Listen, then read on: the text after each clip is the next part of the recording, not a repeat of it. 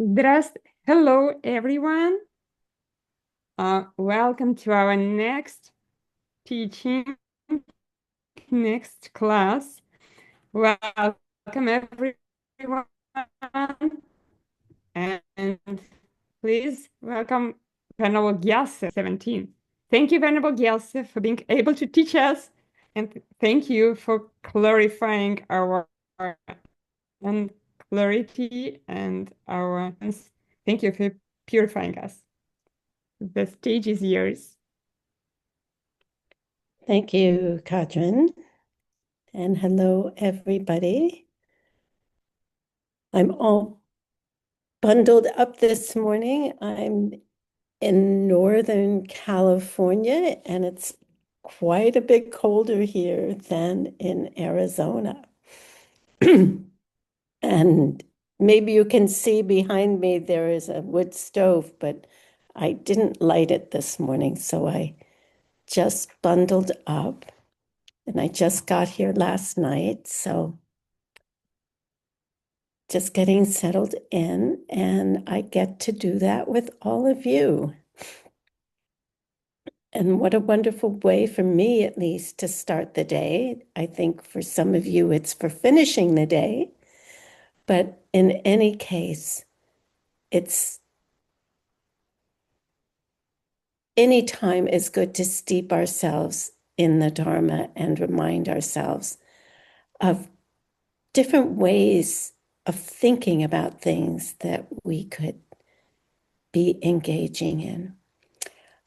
I'd like to request that you turn on your videos so I can see you.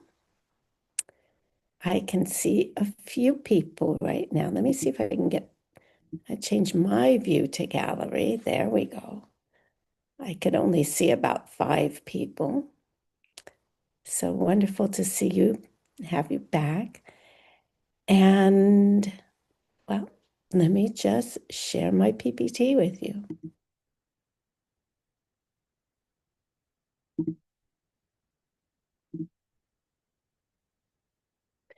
Can you see it? Yes, thank you. So here we are. We're still in ACI 17, The Great Ideas of Buddhism, Part 2. Just to remind you where we're at, sometimes there's so many things going on, it's hard to remember, at least for myself. And today we're embarking on Class 3 of Course 7. And we're talking about, Class 3 is a review of Course 7, both Class 3 and 4. That's a much clearer way of saying it. And so these next 2 classes this week, we'll be talking about the vows of a bodhisattva. And this is middle way philosophy, not the basic level, but like level number 2, the next level up. Madhyamika Prasangika, it's also known, or Madhyamika it's known as. Madhyamika, as you know, has 2 different schools to it, a lower and a higher. There's the Sautantrika and the Prasangika.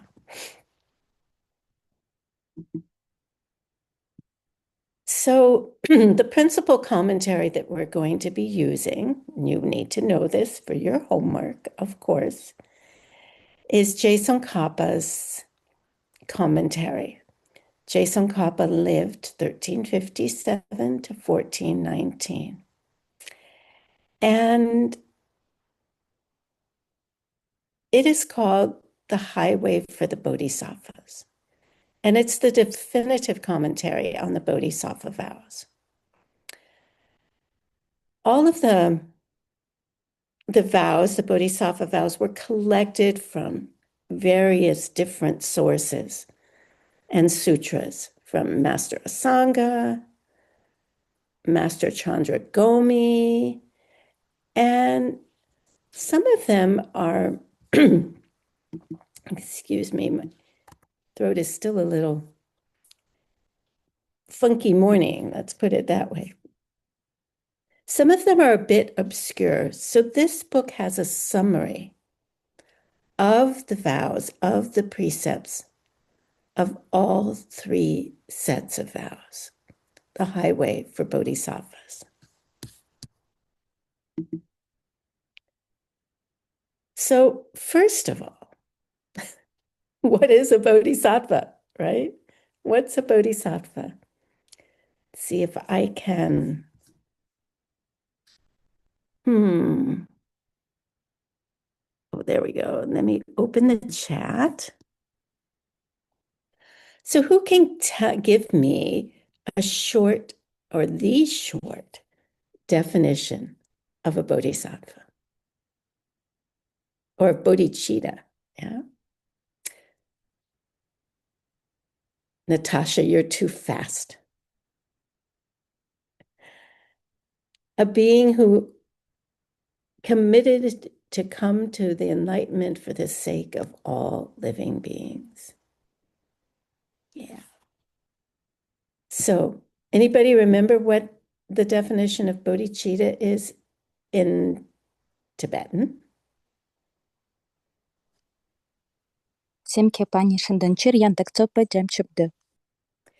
Little slower, please. Семке пани шынданчыр яндак цопчы джам чупду. Fantastic. Thank you. And as Natasha said, it's the wish to reach pure and total enlightenment for the sake of other living beings. Right? So in order to really, really help someone to reach something, we have to know how to get there ourselves, right? We have to have walked the path and we have to reach our destination. So that is the intention of bodhicitta, is to walk that path. You know, whether it be in the light or the dark, we get out our flashlights if it's dark, the flashlights of our wisdom, right? And then we can help others. We can say, oh, be careful. There's a cliff on that side and the ground is a little soft and you might fall off, right? Stay over to the right a little bit. No, stay over to the left a little bit here, right? So that's what bodhisattvas do. And that's what the wish for bodhicitta is all about, is to help others do that as well.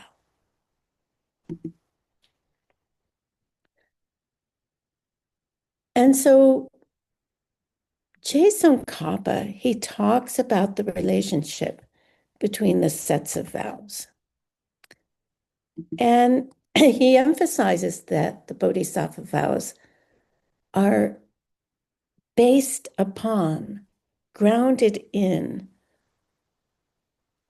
the pratimoksha vows. What's pratimoksha vows? Using all these different words, right?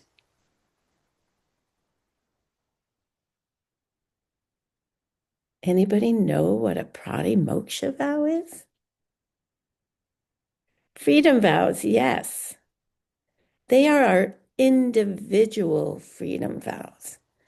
They are the vows that we take individually for me. And they are the very foundation upon which all of the vows are built. So you need to know what your pratimoksha vows are. You don't take bodhisattva vows before you take your pratimoksha vows.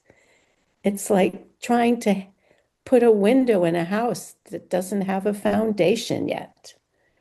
You need to build the foundation and then the frame of the house before you can put windows in. So you don't take bodhisattva vows or diamond way vows and you don't give them up. as you take, or you don't give up the pratimoksha vows as you take higher vows. You don't give up one's freedom vows. So the freedom vows are included in the tantric vows anyway, just so you know. Also,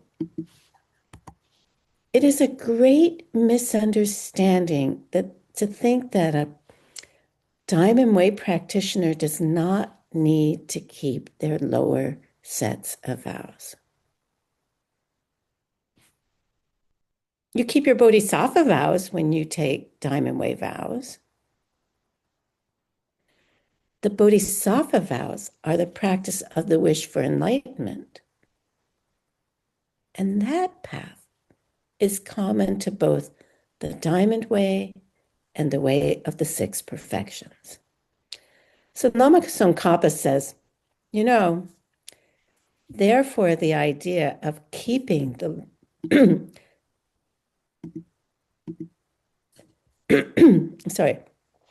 therefore the idea that those who are keeping the higher vows must give up the lower vows.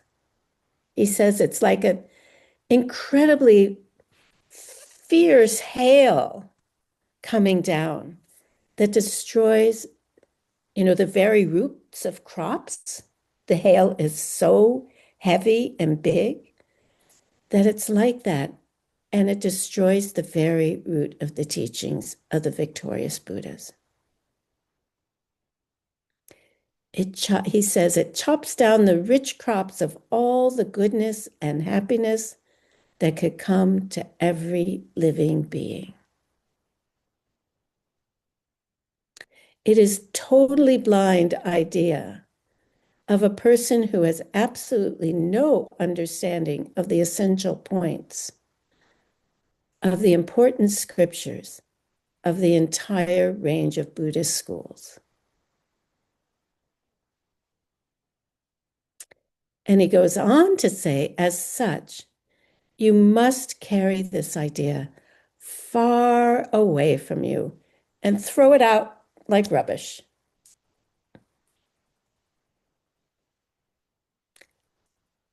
So take your pratimoksha vows, the 10 virtues or non-virtues, depending on how you look at it.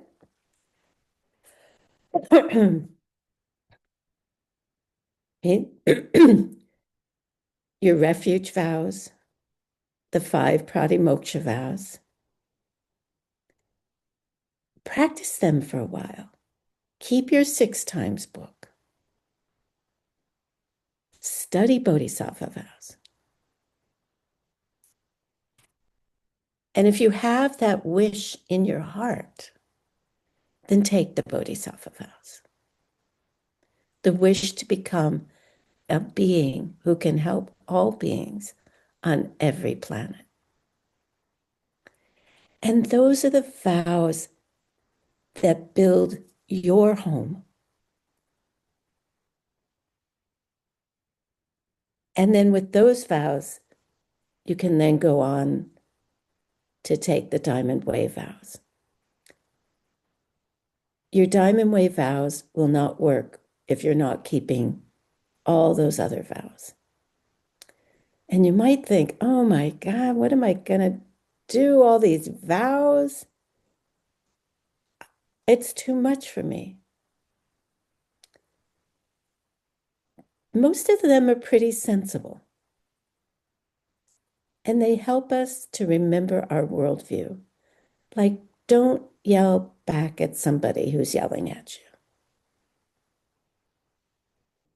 Or check your vows 6 times a day, which really means check your state of mind. What am I thinking? How am I thinking? Right? Yes, was it yesterday? It was yesterday. I was with my son and been with him for quite a few days. And it was just a very silly thing. And I felt he was kind of speaking really harshly to me, and it was totally unnecessary. And I was like, I'm getting ready to leave. I don't need to be around this anymore. And I was still in my morning clothes, so I went into my room to change. And I went, wait a minute. I created this. I created this situation. He's even my own son. He came from my body, right? And just to remind myself of that was so helpful. It's like, oh, yeah, I created this. Let's create something different. Let's not get worked up about it. Life's too short. Just do as he asks me to do, even if it wasn't asked in a nice way, right? Checking our vows, knowing our vows, helps us to do that every day. Super important. You know, they are part of the ingredients, and a big part of the ingredients to become an enlightened being. So who can take bodhisattva vows? You'd like to know that, right? Can I take those vows if you haven't taken them yet? And if you have taken them, you can check and see, do I fit these?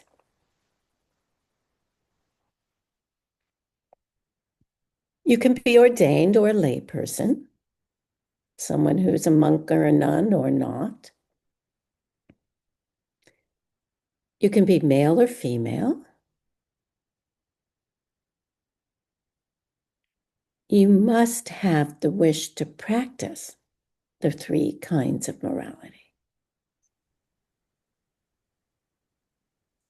The morality of giving up doing harm,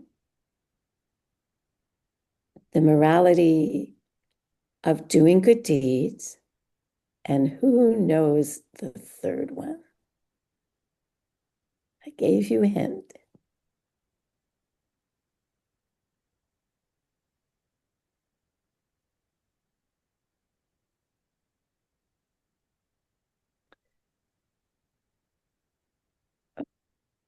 So Roxana says the first 2 for the sake of all beings. Yes. Yes, and stop hurting others. Right? So those are the 3 kinds of morality. Not doing things that hurt others, collecting goodness, and the third is just doing it for the sake of every living being, for the benefit of all beings, yes.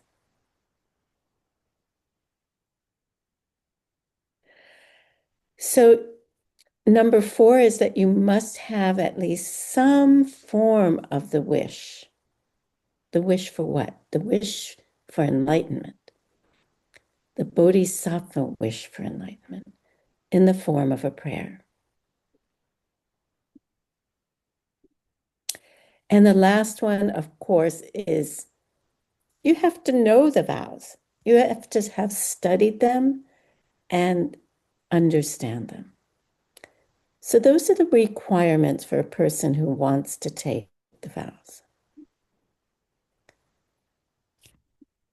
Overarching that, enveloping all of that, the main requirement is that you are a good person.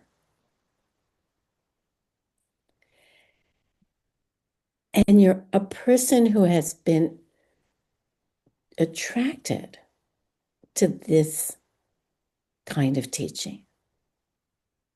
Compassionate, interested in becoming a superhero, and wanting to help others from a very young age. Am I that kind of person? Am I attracted to this? Do I care about others?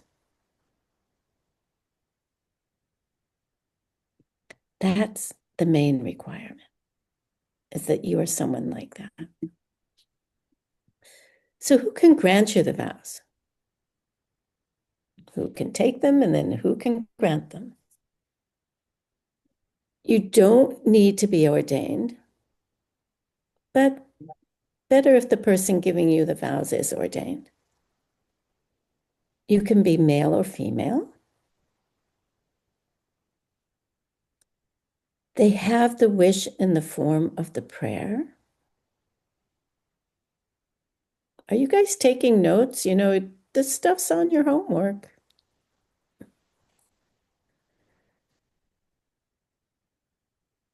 They are keeping their bodhisattva vows well.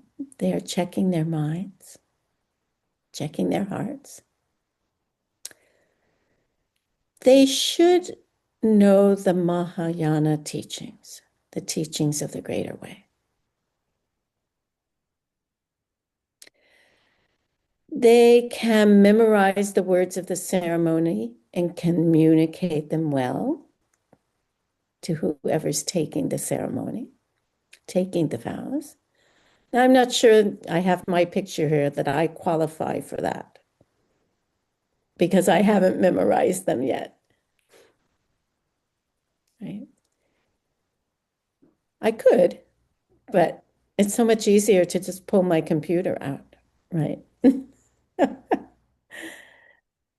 You should be able to cultivate the student, to help raise the student, just like we raise children, right? The person giving the vow should not, they should still be practicing the 6 perfections well. They haven't gotten sloppy or degenerate. And then number 9, there's 9 of them, ideally, but not necessarily. The person is qualified to give you diamond way vows later. So, all of you who are taking these courses, will you be one who can grant the vows later? Do you have these qualifications?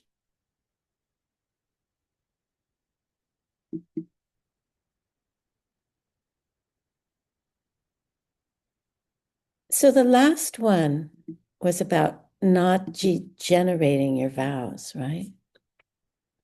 And Lama Tsongkhapa has some additional comments on what that means in relationship to the practice of the 6 perfections. What's the first perfection?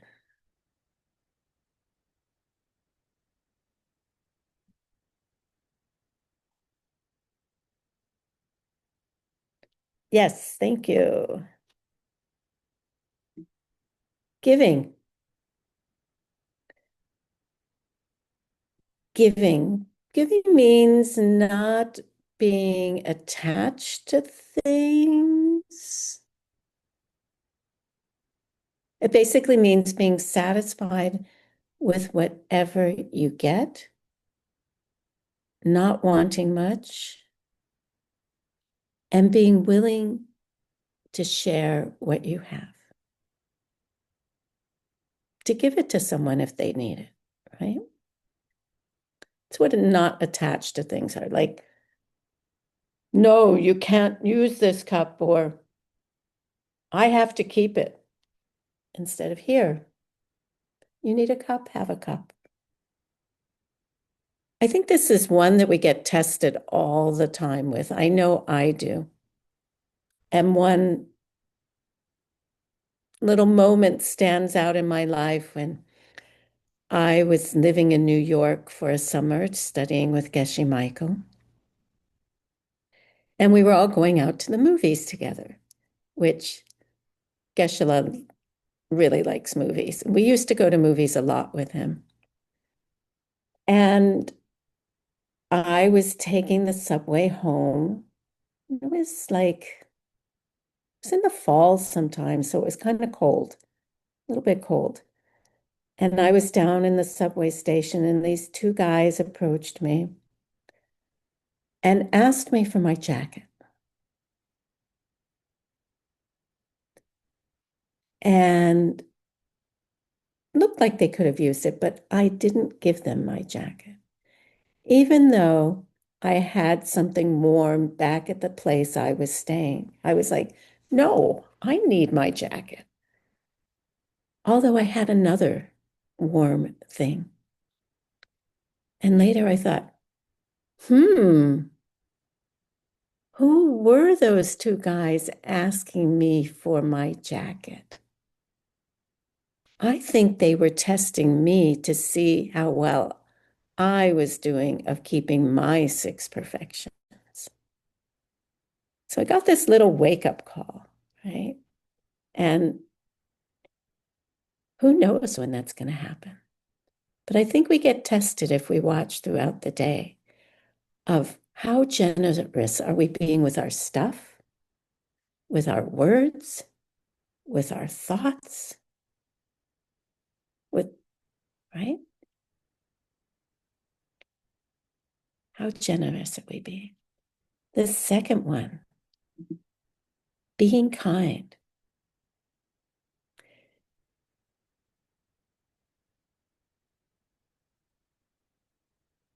So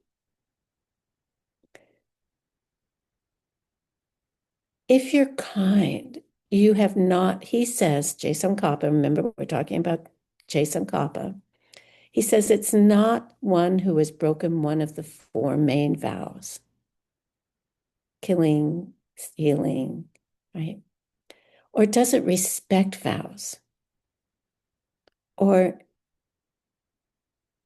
doesn't keep their morality, their kindness, just in general. And then the next one, patience. He says, if it's degenerated, they failed because they got upset easily, or they kept their anger. So I would say, I failed in not getting angry yesterday because I got upset easily, but I caught it, right? I didn't keep being angry. It's like, life's too short. Just do as he asked. So what if he asked it in a way that I heard being harsh? I must have spoken harsh to somebody in the past to hear it that way, right? To constantly remind ourselves. And then the next one, joyful effort. You have failed that vow if you've lost your joy for the Dharma, for practicing, for going, oh yeah, I created this. It's like, okay, let's do this right now, right? Number 5, the 5th perfection, concentration, meditation. So if you're easily distracted in your meditation, then this is a degeneration of your practice of concentration. Can we do that overnight to begin with? No. We have to build up our meditation muscle slowly, right? And the more we build it up, just like in any exercise, the stronger it is, right? The more solid it is, the more we can rely on it. And then number 6, wisdom. If we become spiritually stupid, then we've failed in the 6th perfection. And how do we get spiritually stupid? By not making effort in keeping one's vows. So Lama Tsongkhapa gives us all of this advice, not device, all of this advice on what it means to degenerate in the practice of the six perfections. And again, we can use it as a measure for ourselves. So we're going to start now on the Bodhisattva vows, and we're starting with the root vows. Say tsatung, tsatung.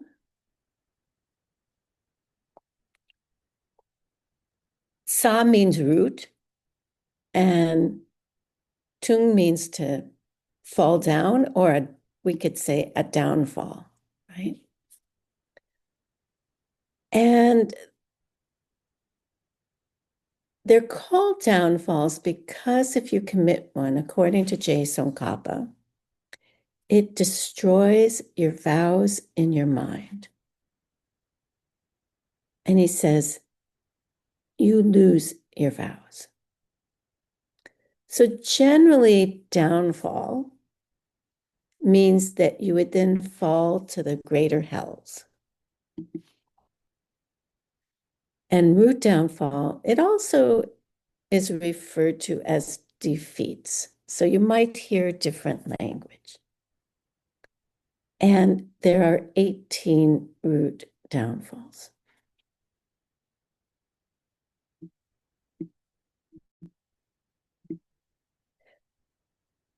Defeats, pampas. Just you're defeated by your negative vows.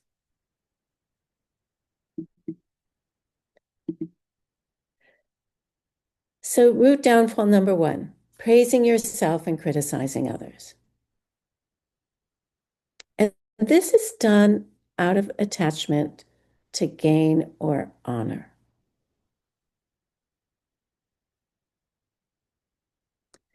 So the root downfall of praising oneself and criticizing others, there are 2 separate downfalls there.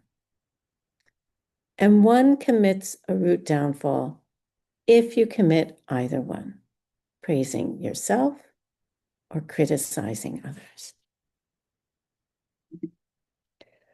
Your motivation has to be that you want, like when you criticize somebody, you want to gain something material from it. Like if you criticize one of your colleagues at work, maybe you want their job, right? And so you're criticizing them to make them look bad. And this is between colleagues, it could be done between teachers, many different reasons that you would criticize somebody, right?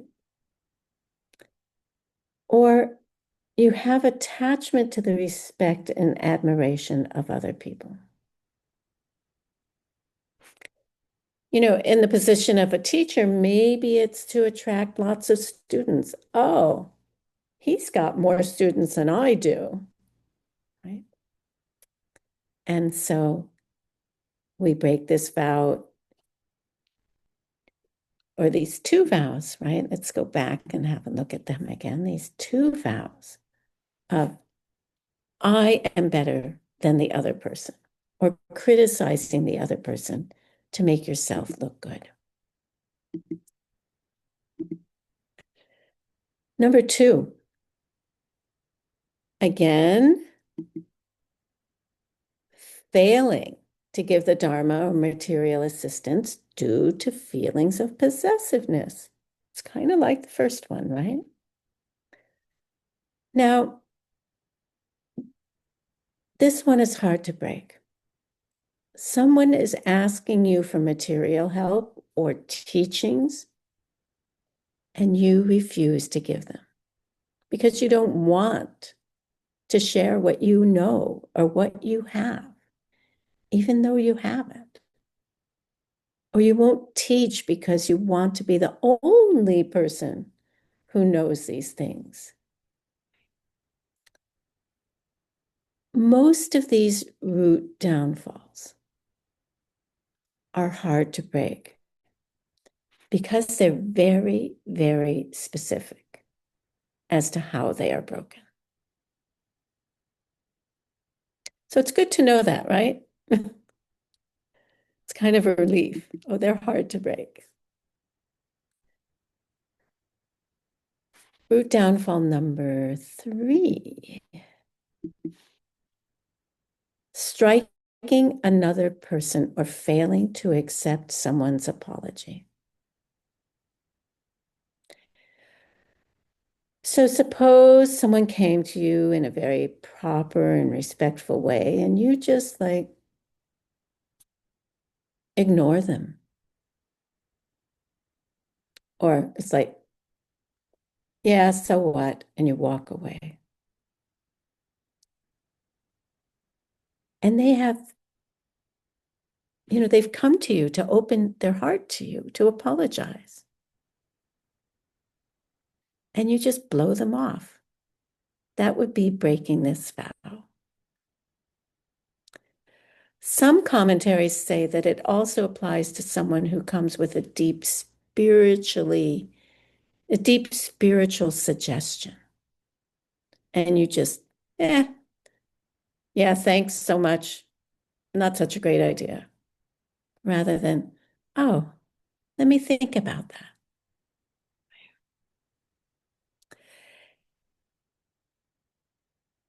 There are 2 root downfalls here. And the motivation is to hurt the other person. Failing to accept someone's apology refers to a specific situation where someone does something wrong to you. And later they come to you almost in a formal way, right? To sincerely apologize or to offer an explanation. Like, I'm really sorry, I was irritated and I just blew you off.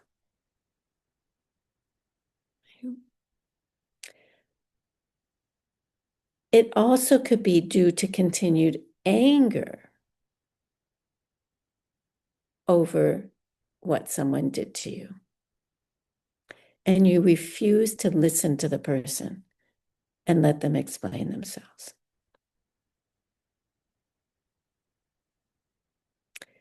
And then the second part of this vow is striking another. If you have taken your bodhisattva vows, you have pledged to spend your life helping others. And to lay a finger on them to hurt them is completely opposite of the vow that you have taken. Okay.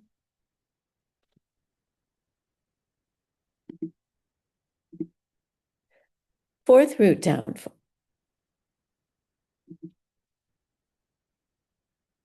Also two separate downfalls in this one.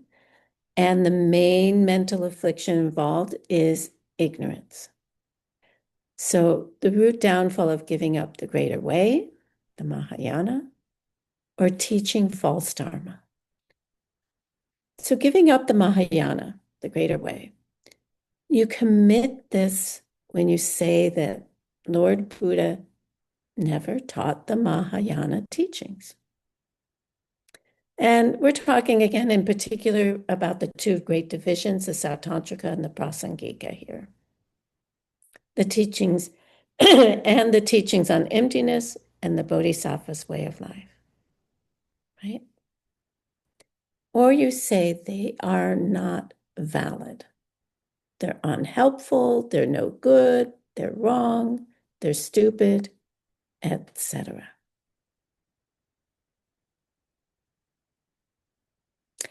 And then teaching false dharma is when you teach something that you have made up about Buddhism,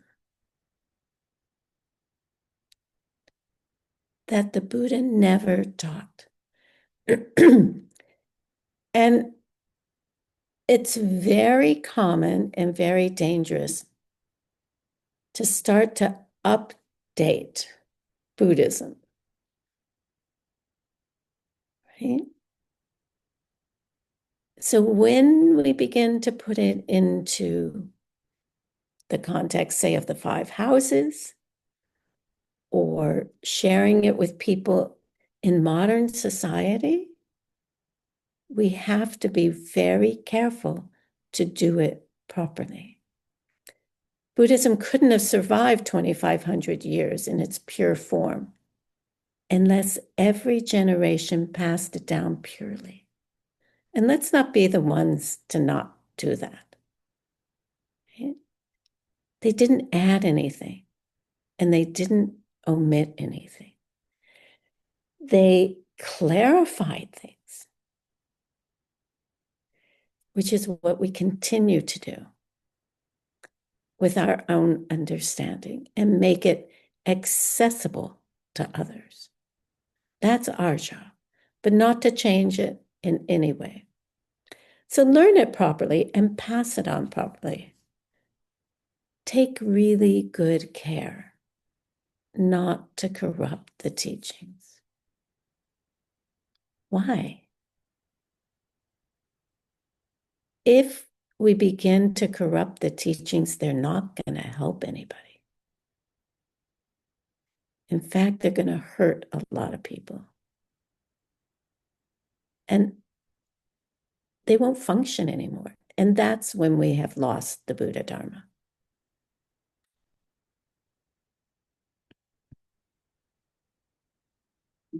Number 5, the root downfall of stealing what belongs to the 3 jewels. Koinchok Korchok. So here we have 3 separate vows, one in respect to each of the jewels, each of the 3 jewels. And you commit the downfall by intentionally taking or having somebody else take on your behalf some object of wealth that has been dedicated to one of the 3 jewels. For instance, something that has happened for hundreds and hundreds of years, which is stealing objects of temples. And they end up in somebody's living room, in an auction house, in a museum, right? It could also be from a shrine, from a Dharma center, from a group of ordained people. We're talking images of Buddhas, scriptures, money, land, food, drink.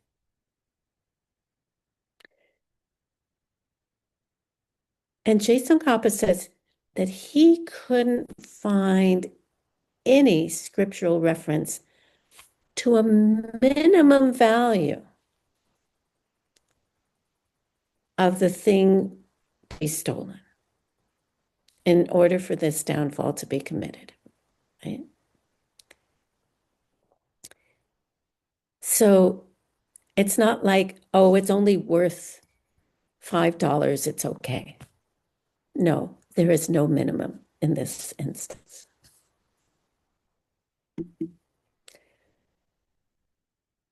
So the motivation must be a bad thought or negative action. And the vow is broken when you think, haha, now I have it, it's mine.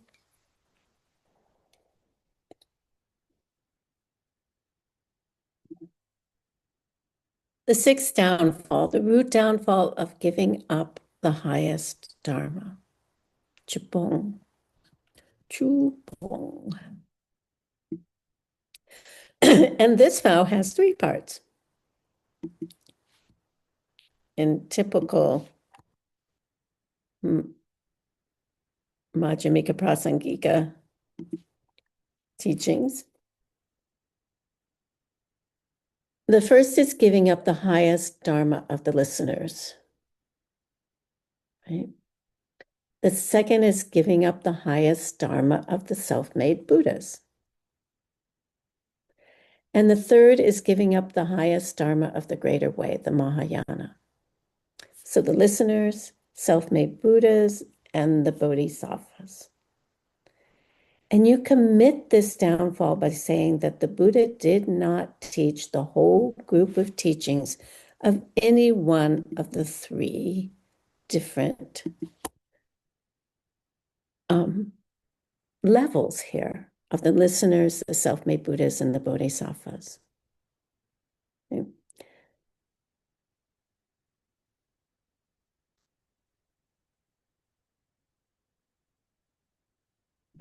If you, let's see, how do I say this?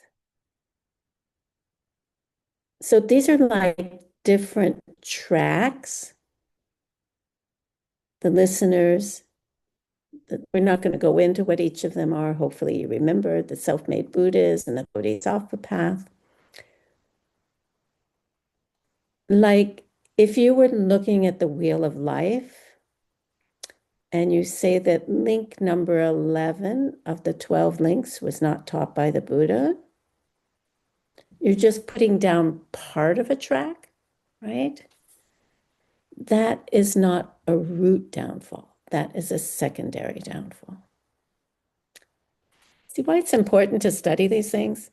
And this is just a review. So if you really want to review it, go back and take the course again. 7, the root downfall of taking away someone's robes and the rest. Or removing someone from the status of an ordained person. And the motivation in both cases is anger. So how do you do it?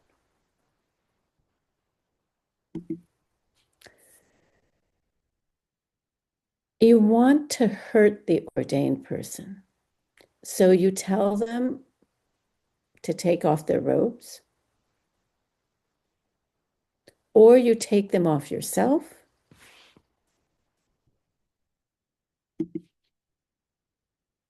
and making them give back their vows and forcing them to become a layperson. Again, this is probably pretty hard for any of us to do, but I know that I have seen it done in my lifetime.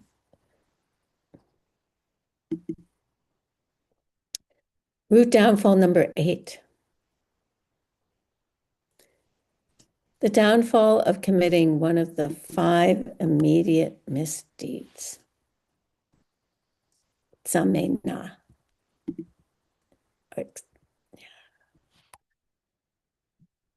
Anybody remember what the 5 immediate misdeeds are besides Natasha?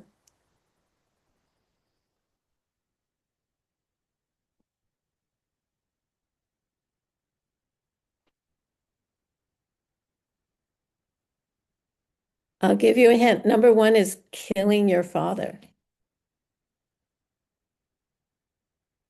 Marcus, killing one's mother. Yes, killing one's mother, killing one's father. Killing an arhat. Thank you, Natalie. Thank you, Hunfen. Creating a schism. Thank you, Roxana. In the Sangha. Make Buddha's body blood. Yes. So 1, killing your father. 2, killing your mother. 3, killing an arhat. You guys got them all. That's great. 4, causing a schism among the Buddha's direct disciples. And 5, trying to harm a Buddha. And these are the most serious negative deeds in normal morality. If you commit one of these deeds, you go to the lowest hell in your next rebirth.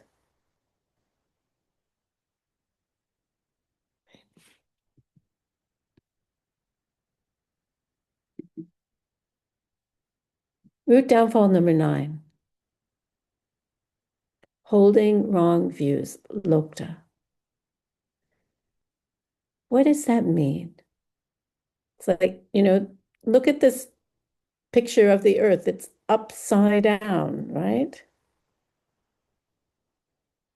It's to deny the existence of our past and future lives, denying the laws of karma and seeds and their results, saying they don't exist.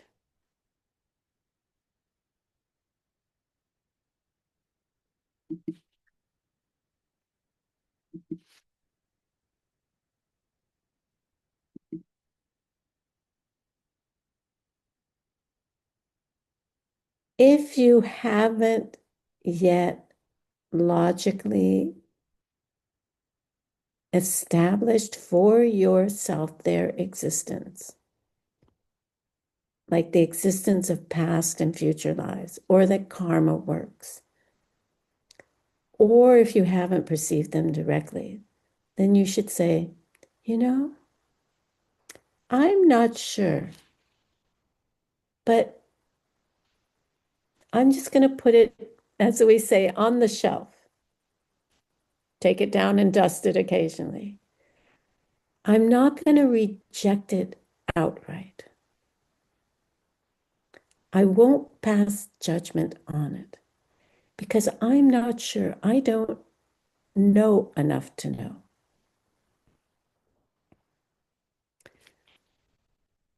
So the downfall is committed when you believe this wrong view from the bottom of your heart. You have no doubt left in your mind.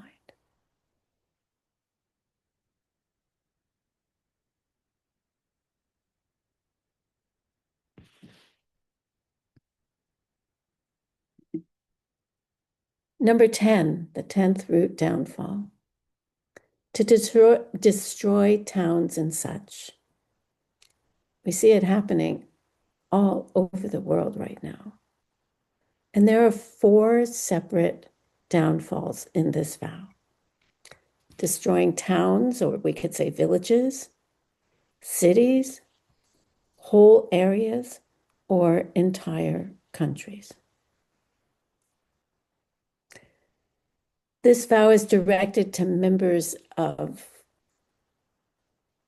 governments and military officials. We generally don't have the power to destroy inhabited areas, right? You and I.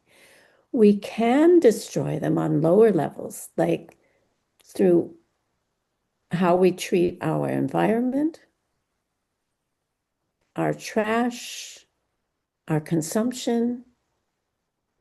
So even if we're not part of the government or part of the military, we can do our part to protect the world that we live in and to protect the beings we live in. That's really what our job is, right? As bodhisattvas. And the motivation for this root downfall must be a wish to destroy these places, motivated either by ignorance or hatred or desire. I'm going to destroy it because I want it and I don't want them to have it. I'm going to destroy it because I don't like those people. I'm going to destroy it because they look different than me. So the 3 poisons, right?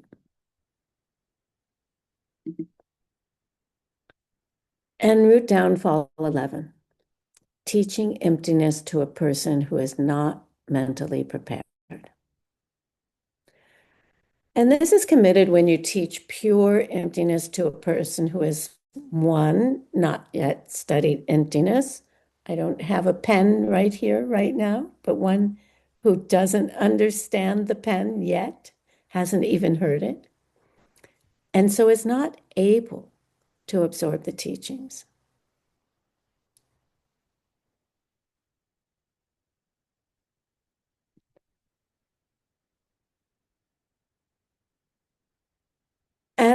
So one, they have not yet studied emptiness directly, and they're not able to absorb the teachings. Two, they already have the wish for total and perfect enlightenment in some form. And then three, as a result of the teaching on emptiness, they become scared and they turn back from the wish, from bodhicitta. And they develop instead a wish to achieve the goals of the lower way.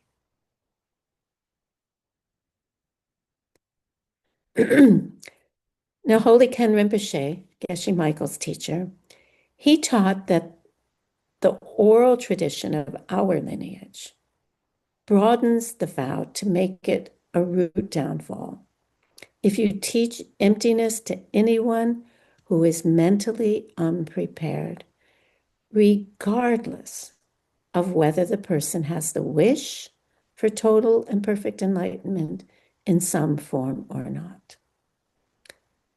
So that is the oral lineage.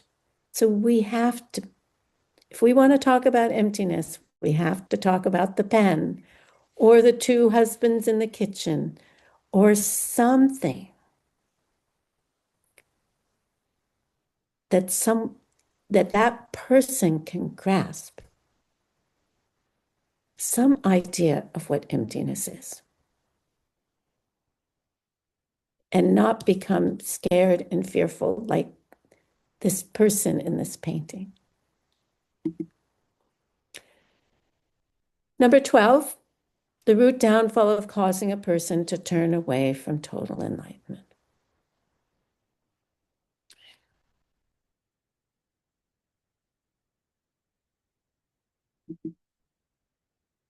13, to cause a person to give up the morality of freedom.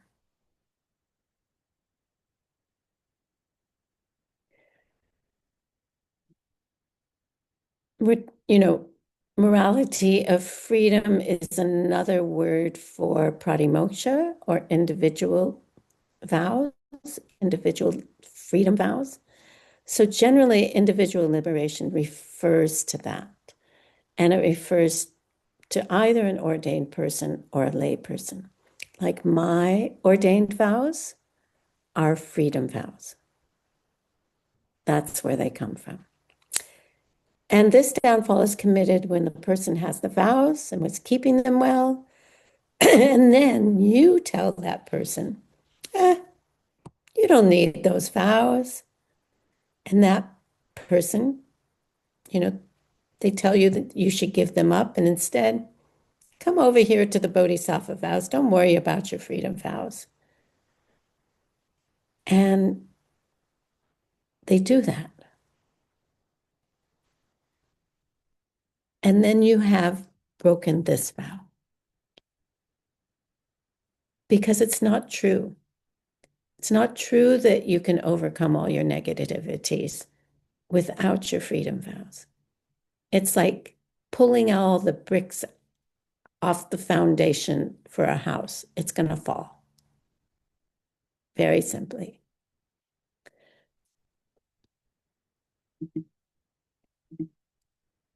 Number 14, to disparage a lower scope track.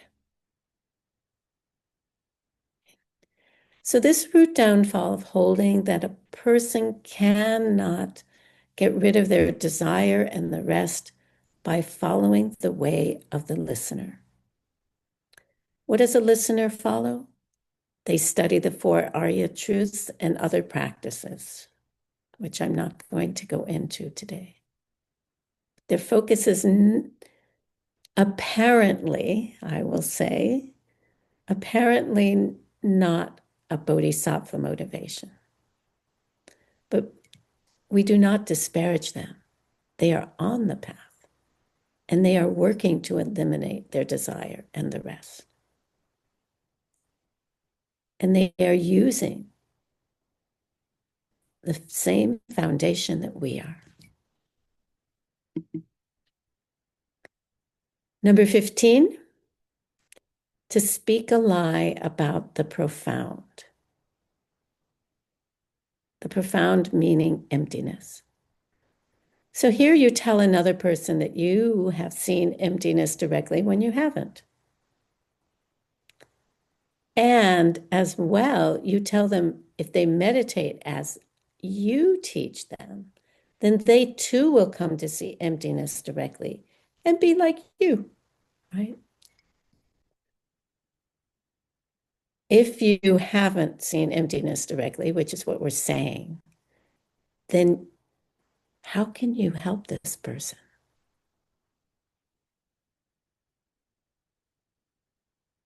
To see emptiness directly like you did, because you didn't see it. Right? And the downfall is committed when the other person hears and understands what you say.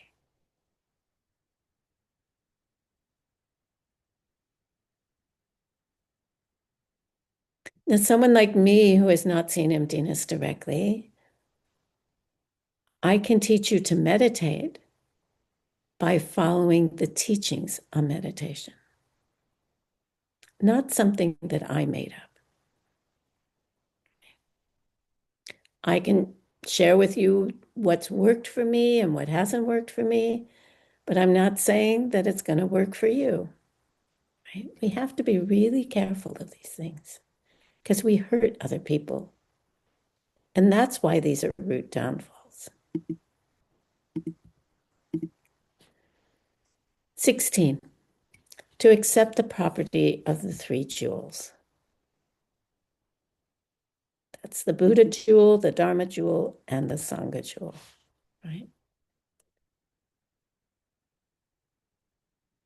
So when somebody presents something to you that belongs to them, belongs to the Buddha jewel, Dharma jewel, and the Sangha jewel,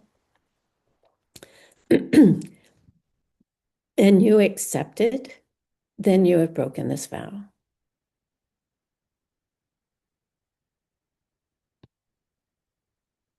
And again, it could be food, it could be money, it could be statue, it could be clothing, it could be books.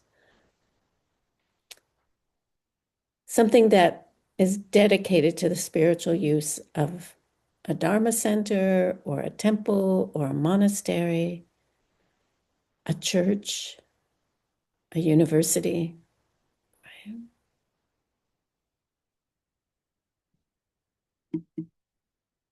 17, to institute a bad deed.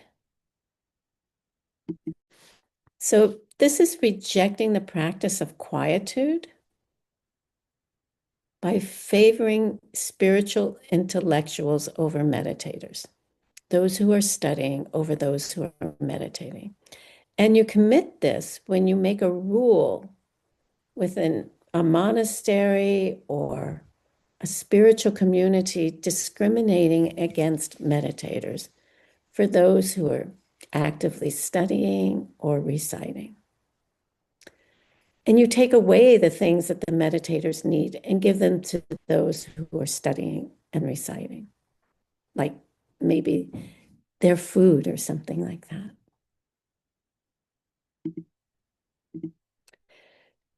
Root downfall number 18,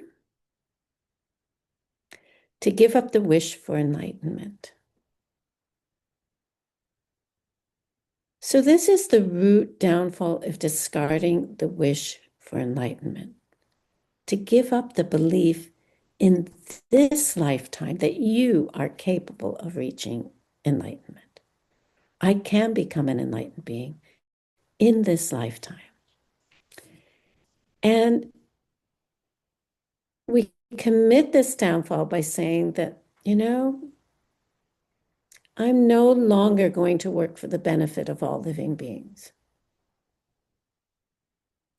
And you give up the wish to achieve enlightenment for the sake of all beings.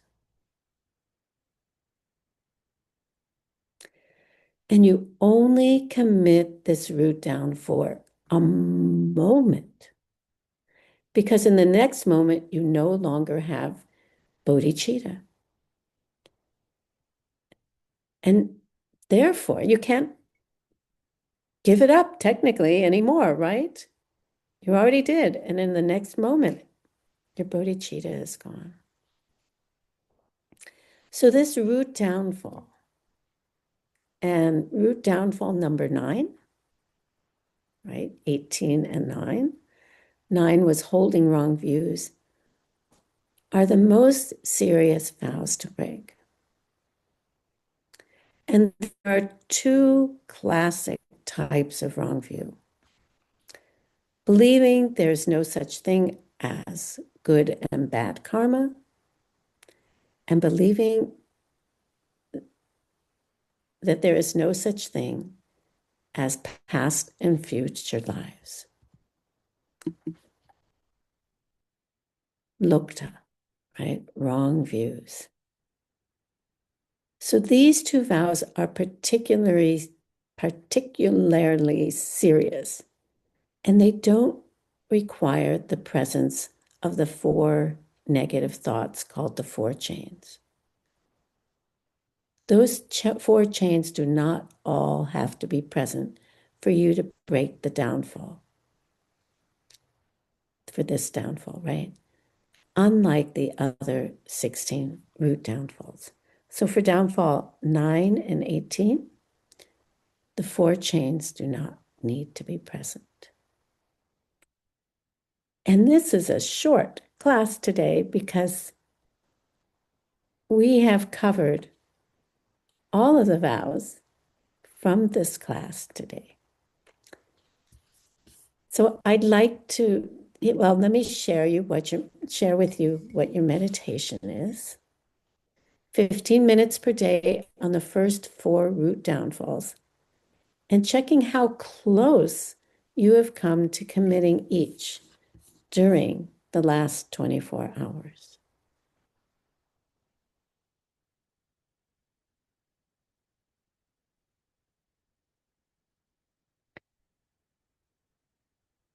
So I'm going to stop sharing, and we have time for questions if anybody has questions.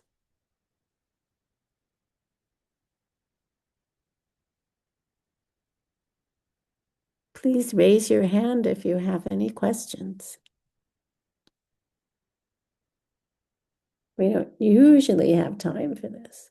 Sarah Woods has her hand raised. Hi, Sarah. Hi, Venerable Gyelse. Thank you so much for teaching. I had a question about root downfall number 3. It's one that came up for me just because of how you were mentioning. You said the failing to accept one's apology or suggestion, and when the motivation is that you want to hurt them.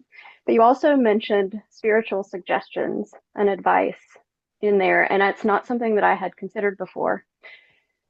But it had me wondering, it's not in how close I've come to that particular thing, but it's not the case that I would want to hurt them. But I've had times when someone in my family asserted that I needed to practice religion in a particular way because they believed that what I was doing was wrong. And even when we had discussions about, like logical discussions, treading very careful, it's not that I want to disparage their beliefs or to tell them they're wrong, but that I'm making decisions for myself. And how, when I'm thinking about the concentric circles, it's not that I would want to hurt them by rejecting their advice, but how might it be good to go about thinking about, like I'm accept that they want to help me because they believe that their advice is the best thing for me. I think that I should be doing things a particular way and parent a particular way.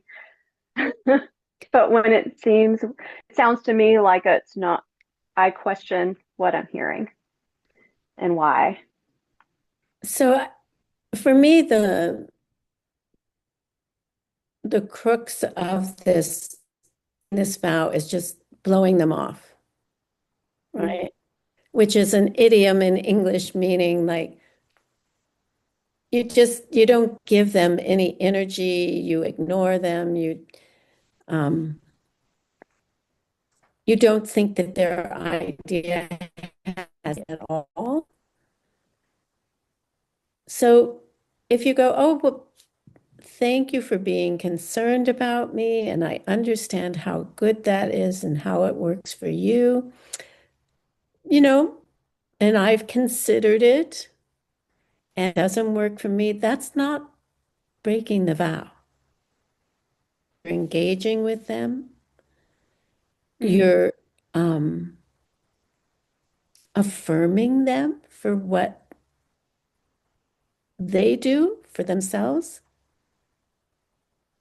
and also stating where you're at. And that's not breaking this vow. This vow would be, it's like, oh, that's great, thanks, and just walking away sort of thing. That kind of attitude. It doesn't have to be arguing with them. It's just acknowledge. If you don't acknowledge somebody, basically, you break this vow. Say somebody comes to you and in this situation, it says, I think you should teach ACI 17, like da da da da da da da, right? And it's like, oh, thank you. I'll take that into consideration.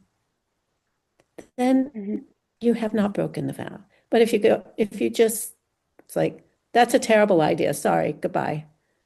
Then you're breaking that vow. Does that help? It does. I think that this one's been a challenging one, I believe, through the course of my life. Very strong, very strong assertions from people that are close to me. And so I think that going about it and saying, thank you, I appreciate your concern and that you care about me. I appreciate that. And leaving it at that, without letting it churn around. So thank you. Yeah. Marie, I saw somebody else raise their hand. Maria Fernandez, I saw. There she is. I have another friend named Maria Fernandez. Your speaker is not on. Muted. Buenos días. Estaba Buenos en días. silencio. Señora Gyelse, muchas gracias por las clases.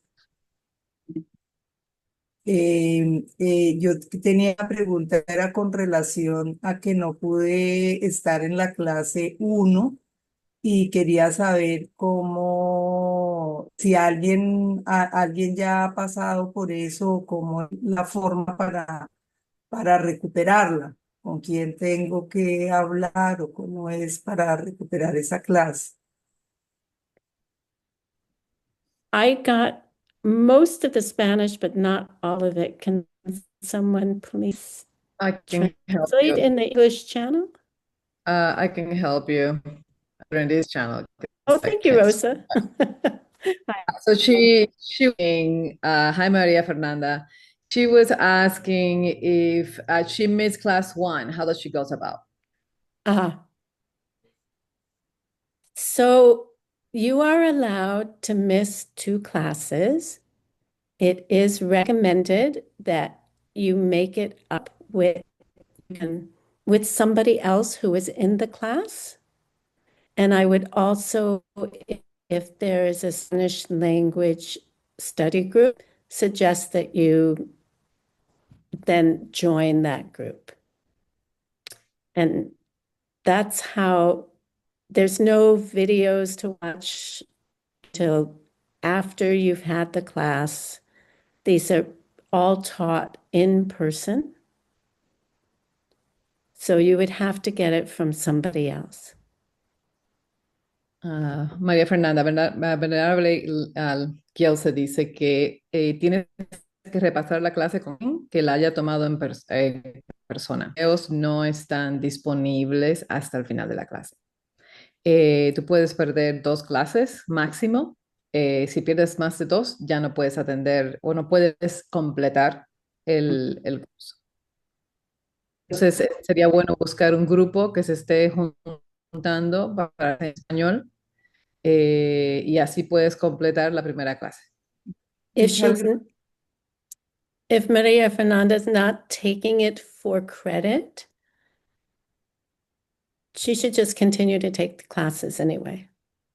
I mean, just continue to take the classes if you miss a class or two. Okay. But you won't get a certificate if you miss more than two.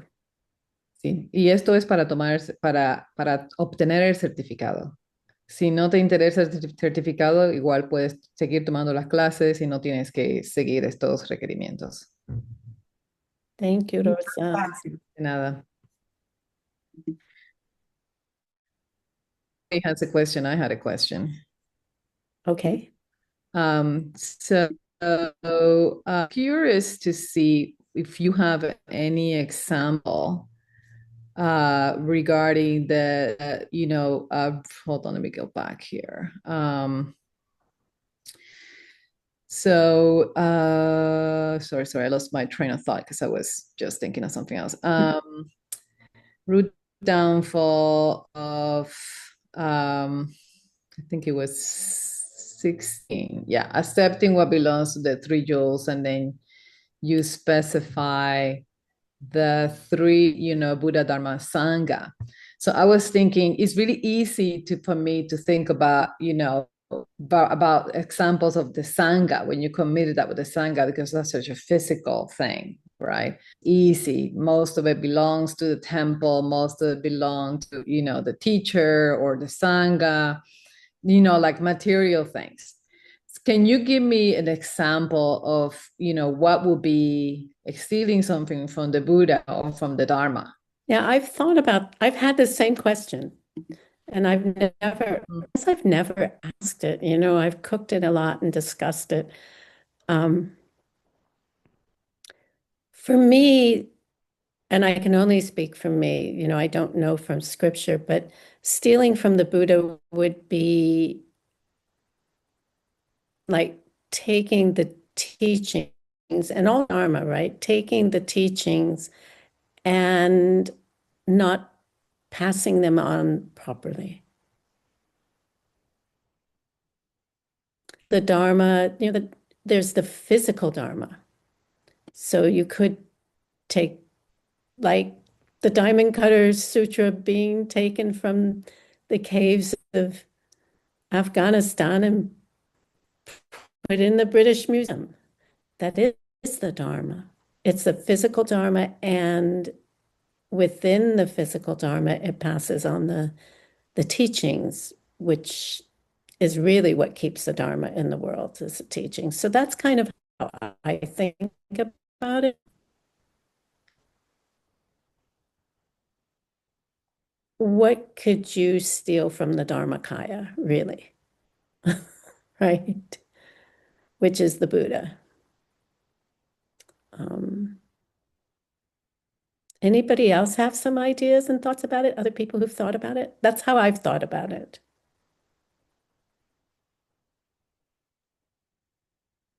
Well, if you haven't, please cook it and share with us what your thoughts are on it.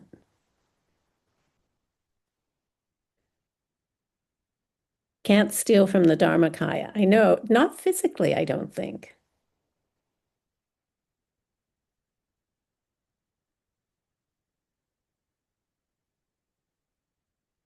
Like the work of ALL.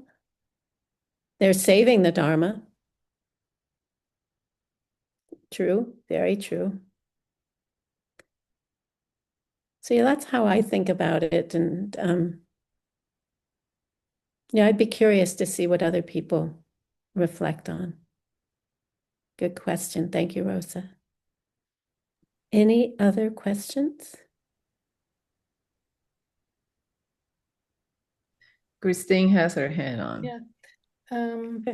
Just concerning the last question, what about stealing the honoring the Dharmakaya? So so someone is honoring, Mhm. and you say just like there's something better. Mm. Do it with this, not religion, but something else. So you steal a non-physical part of the Dharmakaya. Yeah, Maybe. yeah. That's what I. Yeah. Yeah. Mhm. No, I think they're all ideas for us to think about. Because it's very easy to think about stealing physical stuff.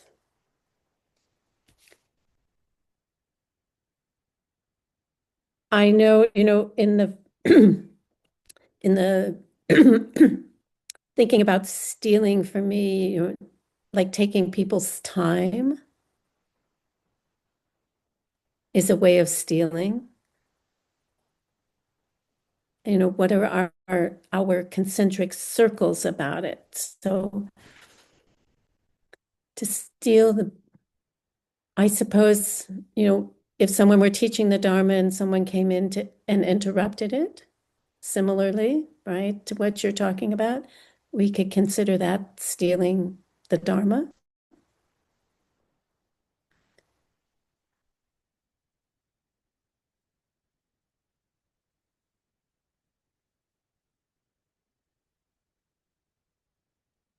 Stealing the highest things in the world, right?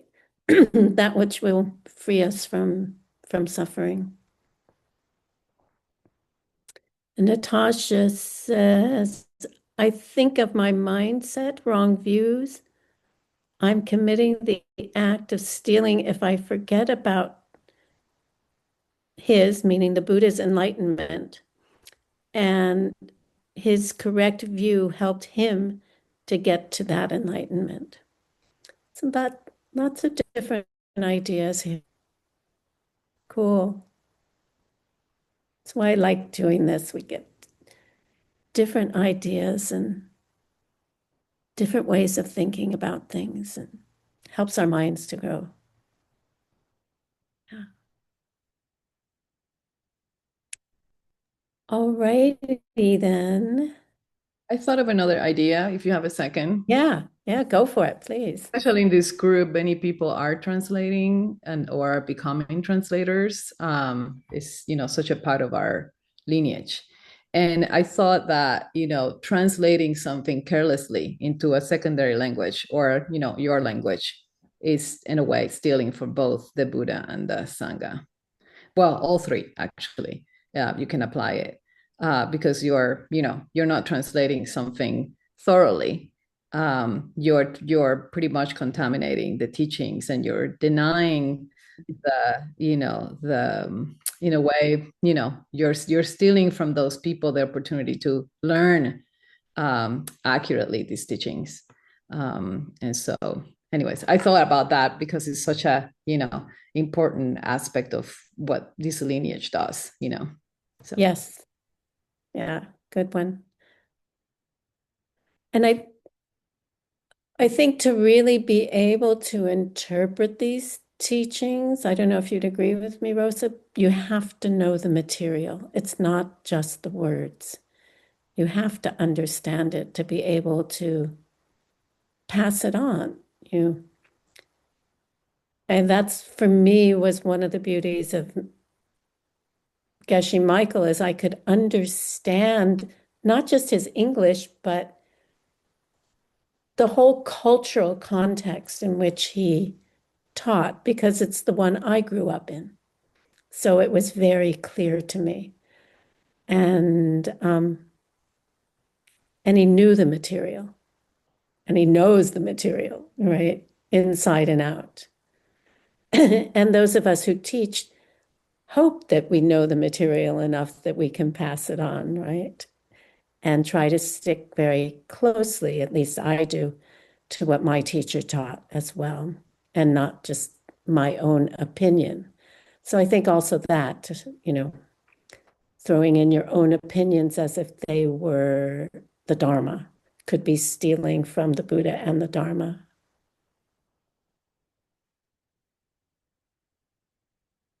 Yeah. Cool.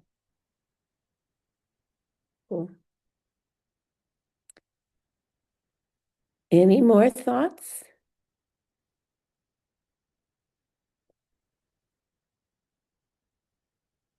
I hope you get to read in the chat, because people are adding comments in the chat, which I think are very valuable. And thank you to the interpreters. Thank you to all the tech and all the staff and volunteers for organizing and supporting us. And thank you to all of you who believe in this and are working on it and contributing to these classes. And I will see you in a couple of days. Bye-bye.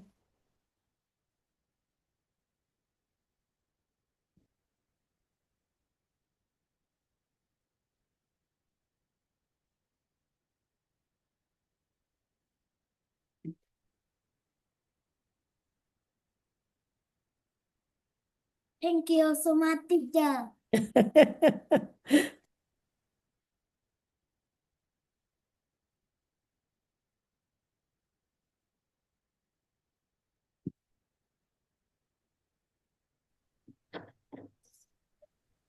Дякую. Thank you, teacher. Bye. Good night. Thank you so much. Teacher. Please Take care, everyone. See you in a couple of days. Bye-bye.